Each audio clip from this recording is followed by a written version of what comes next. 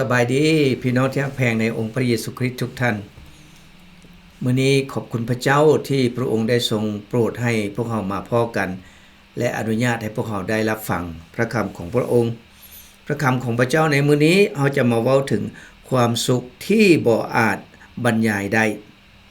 ความปิติยินดีที่บ่อาจพรรณนาได้นั้นคือความปิติยินดีที่เหนือคำบรรยาย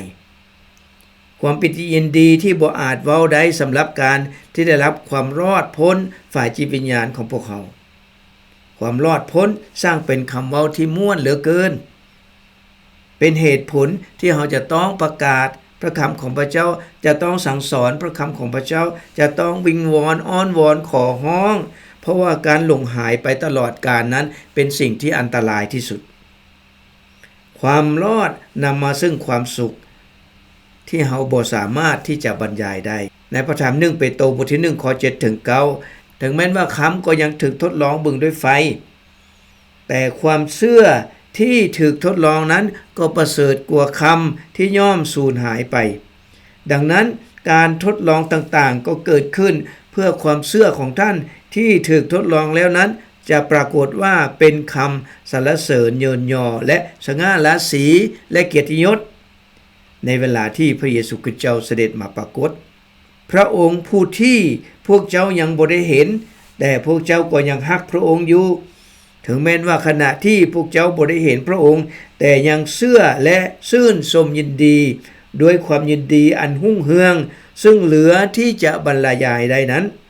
แล้วเจ้าทั้งหลายก็จึงจะได้รับตามจุดประสงค์แห่งความเชื่อของพวกเจ้าคือวิญญาณจิตของพวกเจ้านั้นจะได้รับความรอดเมื่อพระเยซูเสด็จกลับมาอีกผลแห่งความเชื่อของพวกเขาจะนำมาซึ่งความสุขที่บ่อาจบรรยายได้เพราะฉะนั้นเฮาจะได้รับความรอดพ้นทางฝ่ายจิตวิญญาณกษัตริย์ดาวิดได้โห่ร้องด้วยความดีใจยินดีและในชีวิตของท่านเพราะว่าท่านบอกว่าท่านได้รับการไถ่บาปแล้วในบทเพลงที่ท่านได้รับการดลใจจากพระเจ้าและเขียนขึ้นมาในบทที่71ข้อ23ขน้อยจะโห่ร้องอย่างสมชื่นยินดีในขณะที่ขน้อยดีดกีตาร์ถวายเกียรติยศแด่พระองค์ขน้อยจะร้องเพลงด้วยความสุดจิตสุดใจพระองค์จะซ้อยขน้อยให้พ้นอันนี้คือสิ่งที่กษัตริย์ดาวิดมีความชื่นชมยินดีท่านโยฮันได้เห็นคนสรรเสริญพระเจ้าอยู่ในสวรรค์เนื่องจากความรอดพ้นหนังสือพระนิมิตบทที่19ข้อ1หลังจากนั้นข้าพระเจ้าก็ได้ยินเสียงดังของประชาชนจำนวนหลวงหลายในสวรรค์กำลังฮ้องว่าฮาเลลูยาความพ้นและสง่าราศีและฤทธิ์อำนาจเป็นขององค์พระผู้เป็นเจ้าของพวกเขาทั้งหลายแสดงว่าความรอดพ้นอยู่ในสวรรค์มีความสุขนั้นเป็นของพวกเขาที่เชื่อฟังองค์พระผู้เป็นเจ้าพระเยซูตรัสว่าทุกคนที่ดำเนินชีวิตในความเชื่อในพระองค์นั้นจะบ่มีวันตายโยฮันบทที่11ข้อ17ถึง26ได้บอกว่าเมื่อพระเยซูเจ้ามาฮอดพระองค์ก็รู้ว่าเวลานั้นลาซาโรตายอยู่ในอุโมงค์ได้4วันแล้วบ้านเบธานีอยู่ห่างจากนครเยรูซาเล็มเกือบ3กิโลเมตรและชาวยูดาห์ทั้งหลายคนก็ได้มาเพื่อเล้าโลมจิตใจนางมาริอาและนางมาธาย้อนน้องสายของเขาได้ตายแล้วเมื่อมาธาได้ยินว่าพระเยซูเจ้ากำลังเสด็จมานางก็ออกไปต้อนรับพระองค์ส่วนมาริยานั้นก็นั่งอยู่ในเฮือนนางมาธาก็เว้าตอบพระเยซูเจ้าว่าพระองค์เจ้าเอ๋ยถ้าท่านอยู่ที่นี้น้องสายของข้าน้อยคงจะบ่ตายแต่ถึงอย่างไรก็ดีบัดนี้ข้าน้อยรู้แล้วว่าพระเจ้าจะทรงโปรดให้แก่ท่านในสิ่งที่ท่านทูลขอจากพระองค์พระเยซูทรงกล่าวต่อนางว่าน้องสายของเจ้าจะเป็นขึ้นมาจากความตายนางมาธาตอบคืนว่าข้าน้อยรู้แล้วว่าเราจะเป็นขึ้นมาอีกในการขึ้นมาจากความตายมื้อสุดท้ายพุ้น พระเยซูกล่าวแก่นางว่าเฮานี่แหละเป็นเหตุให้คนทั้งปวงเป็นขึ้นมาทั้งเป็นชีวิตผู้ที่วางใจเชื่อในเฮาถึงแม้ว่าเขาตายแล้วเขาก็ยังจะมีชีวิตอยู่ผู้ใดที่ยังมีชีวิตอยู่และเชื่อในเฮาเขาจะบ่ตายจากเทื่อเจ้าเชื่อข้อนี้หรือโอ้นี่เป็นคำตัดที่เชื่อยากเนาะผู้ที่เชื่อในพระองค์นั้นตายแล้วก็ยังจะมีชีวิตอยู่ผู้ที่ยังมีชีวิตอยู่ก็จะบ่ตายจากเทื่ออันนี้พระเยซูได้ตรัสเว้าถึงทางฝ่ายจิตวิญญาณบ่ได้เว้าถึงฝ่ายเนื้อหนังของเฮานี่ก็ต้องตายทุกคนแหละเพราะว่าถูกกำหนดไว้หมดทุกคนแล้วในพระธรรมเฮบเรบทที่9ข้อ27ก็ได้บอกว่ามนุษย์ถูกกำหนดไว้แล้วว่าจะต้องตายหลังจากนั้นจะต้องเข้าสู่การพิพากษาทุกคนก็ต้องตายฝ่ายเนื้อหนังนี้แต่ผู้ที่วางใจเชื่อในองค์พระเยซูคริสต์นั้นจะตายแต่ฝ่ายเนื้อหนังเท่าเดียวและฝ่ายจิตวิญญาณนั้นจะบ่ตายอีกแต่ผู้ที่บ่วางใจเชื่อจะต้องตายทั้งฝ่ายเนื้อหนังและจะต้องตายทั้งฝ่ายจิตวิญญาณเพราะความบาปของเขาเองเขาก็ต้องได้รับการลงโทษคือความตายครั้งที่2เขาจะต้องอยู่ในพระคริสต์เพื่อจะมีชีวิตนิรันดรอัครสาวกเปาโลได้กล่าวไว้ว่าชีวิตนิรันดร์นั้นจะต้องอาศัยความอดทนโรมบทที่2ข้อ7บอกว่าสำหรับคนที่มีความเพียรพยายามกระทำการดีต้องเพียรต้องพยายามเฮ็ดการดีได้พี่น้องและแสวงหาสง่าราศียศศักดิ์และชีวิตที่บ่ฮู้ตายนั้นพระองค์จะประทานชีวิตนิรันดรให้แก่พวกเขาเขาจะต้องเป็นคนแสวงหาเขาจึงจะได้พบเขาจะต้องแสวงหาชีวิตนิรันดรเขาจะต้องแสวงหาการให้อภัยบาปเขาจะต้องแสวงหาการที่เฮ็ดแนวใดจึงจะบ่ได้รับโทษรับบาปเขาจะต้องแสวงหาผู้ที่แสวงหาผู้นั้นจะได้ผู้ที่บ่แสวงหาผู้นั้นก็บ่ได้เหมือนอีหยังคือกันแหละในโลกนี้ถ้าเฮาแสวงหาสิ่งใดเฮาก็จะได้สิ่งนั้นเพราะฉะนั้นเฮาจะต้องอยู่ในพระคริสต์จึงจะได้ชีวิตนิรันดรนี้โรมบทที่6ข้อ23บอกว่าด้วยว่าค่าจ้างของความบาปนั้นคือความตายถ้าเฮาเฮ็ดบาปเฮาเฮ็ดความผิดค่าจ้างของมันรางวัลของมันก็คือความตายแต่ของประทานของพระเจ้าเนี่ยคือพระเยซูคริสต์เนี่ยพระเจ้าประทานเข้ามาในโลกเนี่ยเพื่อตายไถ่โทษความผิดบาปให้แก่เฮาเนี่ยของประทานจากพระเจ้าเนี่ยคือชีวิตอันตลอดไปเป็นนิจเนี่ยเฮาจะได้รับชีวิตตลอดไปเป็นนิจเฮาจะได้รับของประทานจากพระเจ้าหรือว่าเฮาอยากได้รับค่าจ้างของความบาปเพราะว่าค่าจ้างของความบาปก็คือความตายของประทานของพระเจ้าก็คือชีวิตอันตลอดไปเป็นนิจเอสยาห์ได้กล่าวไว้ว่าเฮามีความสุขตลอดในพระองค์เอสยาห์กล่าวว่าให้เฮามีความสุขเพราะความรอดของพระองค์เอสยาห์บทที่25ข้อ9ในวันนั้นพวกเขาก็จะว่าพระองค์เป็นพระเจ้าของพวกข้าน้อยพวกข้าน้อยก็จะรอคอยพระองค์ฉะนั้นพระองค์จงช่วยเอาพวกข้าน้อยไว้พระองค์แม่พระเจ้ายาเวพระองค์ที่พวกข้าน้อยรอคอยพระองค์พวกข้าน้อยสมชื่นยินดีหลายและมีความสุขหลายในการช่วยให้รอดพ้นของพระองค์เพลงสรรเสริญของพวกอิสราเอลที่ฮ้องสรรเสริญพระเจ้าเมื่อเขารู้ว่าเขาได้รับความรอดพ้นในเพลงสรรเสริญบทที่95ข้อ1จงมาย่องยอสรรเสริญพระเจ้ายาเวห์เถิดจงฮ้องเพลงถวายแด่พระผู้คุ้มครองอย่างชื่นชมยินดีโยฮันได้ยินเสียงในสวรรค์ที่เขาขอบคุณพระเจ้าสำหรับความรอดพ้นในพระนิมิตบทที่12ข้อ10ถึง11ได้บอกว่าแล้วข้าพเจ้าได้ยินเสียงดังจากสวรรค์ว่าบัดนี้ความรอดพ้นฤทธิ์เดชราชอาณาจักรแห่งพระเจ้าของพวกเขาทั้งหลายกับสิ่งที่มีฤทธิ์อำนาจในพระคริสต์ของพระองค์ก็ได้มาถึงแล้วเพราะว่าพวกที่กล่าวโทษพวกพี่น้องของพวกเขานั้นต่อพระพักของพระเจ้าทั้งกลางวันและกลางคืนก็ได้ถูกทิ่มลงเสียแล้วนี่คือมารซาตานนี่คือความชั่วที่ได้ถูกทิ่มลงในโลกนี้เสียแล้วเขาเหล่านั้นได้รับชัยชนะพญานาคแล้วด้วยพระโลหิตของพระเมสสาน้อย พระเมียสน้อยก็คือพระเยซูคริสต์นั่นเองด้วยพระโลหิตของพระองค์หลั่งไหลออกถึงไม้กางเขนและ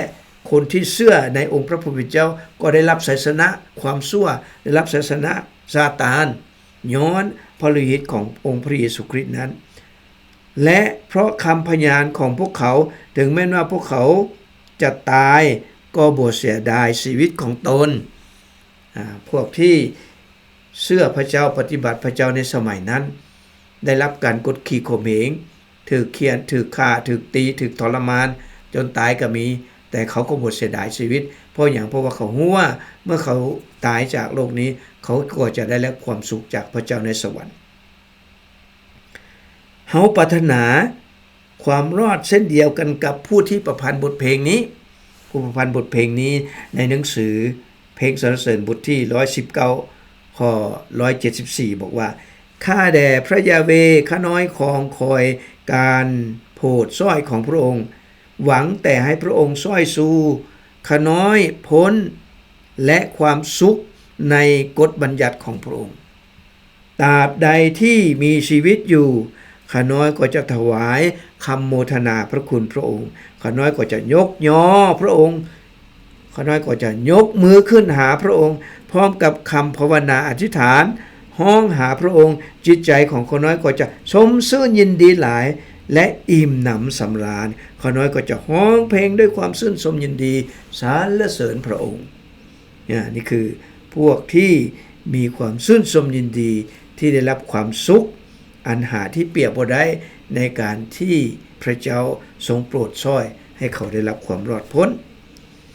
เขามีความสุขในความรอดพ้นในพระเจ้าเพลงสรรเสริญบทที่71ข้อ15ข้าน้อยจะกล่าวถึงพระคุณความดี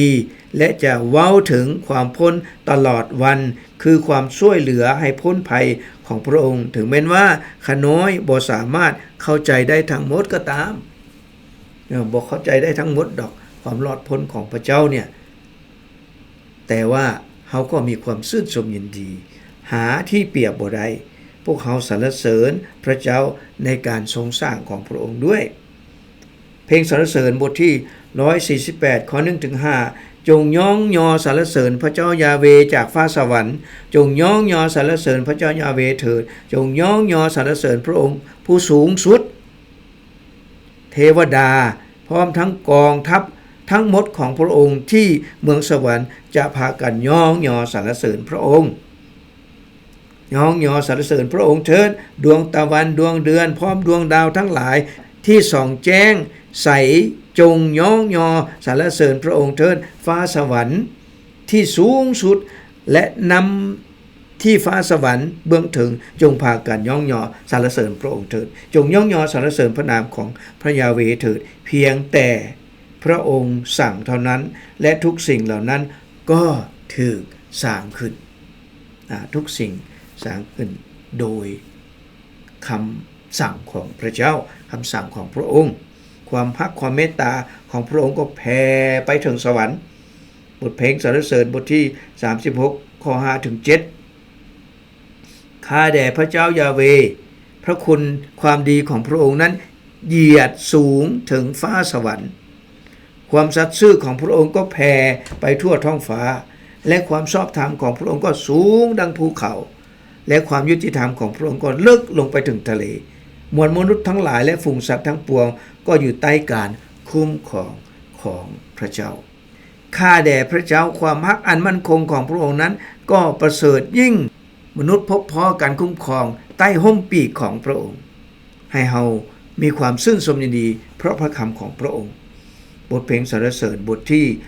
119ข้อ14ถึง16ข้าน้อยยินดีขับตามคำสั่งของพระองค์หลายกว่ายินดีในความหั่งมีอันในหลวงนั้นข้าน้อยศึกษาคักแน่คำสอนทั้งหลายของพระองค์ข้าน้อยพิจารณาถึงคำสอนทั้งหลายของพระองค์ข้าน้อยปิติยินดีในกฎบัญญัติทั้งหลายของพระองค์ข้าน้อยจะบ่ลืมไหลถ้อยคำของพระองค์อย่างเด็ดขาดอันนี้คือพวกอิสราเอลฮ้องเพลงสรรเสริญพระเจ้าในยามที่เขาได้รับความรอดพ้นพวกเขามีความสุขอยู่เสมอในความรอดพ้นของพระเจ้า เพลงสรรเสริญบทที่4ข้อ4ถึง7เจ้าจะให้ก็ให้ได้แต่อย่าเฮ็ดบาปจงคิดถึงเรื่องนี้ให้ลึกซึ้งเมื่อเจ้านอนอยู่ถึงเตียงอย่างมิดเงียบจงถวายบูชาสิ่งที่ถูกต้องแก่พระเจ้าพระยาเวสาจงไว้วางใจในพระองค์เถิดแม้หลายคนพากันภาวนาอธิษฐานว่าโอ้ข้าแด่พระยาเวเอ๋ยโปรดอวยพรพวกข้าน้อยตื่มขึ้นอีกแน่โปรดแนมบึงพวกข้าน้อยด้วยความเมตตาเดชทอดแต่ความสมชื่นยินดีที่พระองค์ทรงประทานให้ข้าน้อยนั้นมีหลายกว่าข้าวและเหล้าองุ่นที่พวกเขามีอยู่แสดงว่าความชื่นชมยินดี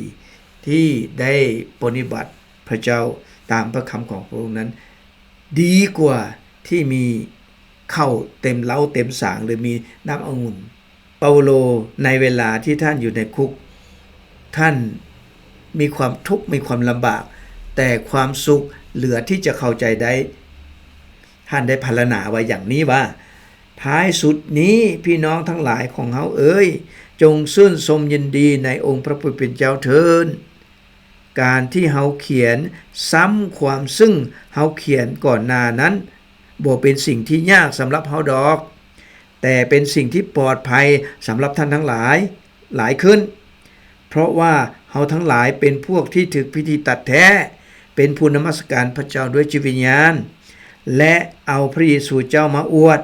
และบ่ได้เอาใจฝ่ายมนุษย์ถึงแม้นว่าเฮามีเหตุที่จะไว้ใจในฝ่ายมนุษย์ก็ตามถ้าคนอื่นนึกว่าตนมีเหตุผลที่จะไว้ใจฝ่ายมนุษย์นั้นเฮาก็มีหลายกว่าเขาอีกคือเมื่อเฮาเกิดมา8วันเฮาก็ได้รับพิธีตัดเฮาก็เป็นคนอิสราเอลในตระกูลเบนจามินเป็นคนเฮบเรอเกิดจากชาวเฮบเรอในด้านบัญญัติเฮาก็อยู่ในคณะฟาริสายนี่หมายถึงว่าผู้ที่เรียนบัญญัติสูงที่สุดเลยล่ะในด้านความฮ้อนหนเฮาก็ได้ข่มเหงคริสตจักรในด้านความชอบธรรมเฮาก็มีอยู่ในกฎบัญญัติเฮาก็บ่ได้มีที่ตีเตียนได้อันนี้คือคำเว้าของท่านอักษรเปาโลเมื่อท่านได้มาเชื่อในองค์พระเยซูคริสต์เจ้าแล้วท่านได้รับความทุกข์ยากลำบากย้อนการประกาศพระคำของพระเจ้าท่านบอกว่าท่านมีความดีใจความสุขที่ท่านมีอยู่นั้นมันเหลือที่จะเข้าใจได้กษัตริย์เดวิดก็มีความยินดีในขณะที่ท่านมีความทุกข์ในหนังสือเพลงสรรเสริญบทที่35ข้อ9ถึง12หมดแล้วข้าน้อยก็จะมีความสมชื่นยินดีในองค์พระผู้เป็นเจ้าข้าน้อยจะดีใจหลายเพราะว่าพระยาเว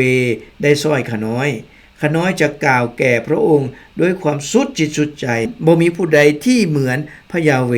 พระองค์ปกป้องผู้ที่มีแหงน้อยจากคนมีแหงหลายและช่วยคนยากจนให้พ้นจากการกดขี่คนชั่วเป็นพยานต่อสู้ฟ้องห้องข้าน้อยโดยที่ข้าน้อยบ่ฮู้จักหยังจักดีพวกเขาเอาความชั่วร้ายตอบแทนความดีและข้าน้อยก็จมอยู่ในความสิ้นหวังเมื่อท่านกษัตริย์เดวิดมีชีวิตอยู่ด้วยความทุกข์ทรมานด้วยความสิ้นหวังแต่ท่านก็มีความชื่นชมยินดีที่พระเจ้าอยู่เคียงข้างท่านถ้าท่านต้องการมีความสุขแบบนี้เป็นความสุขที่หาที่เปรียบบ่ได้ในขณะที่เรา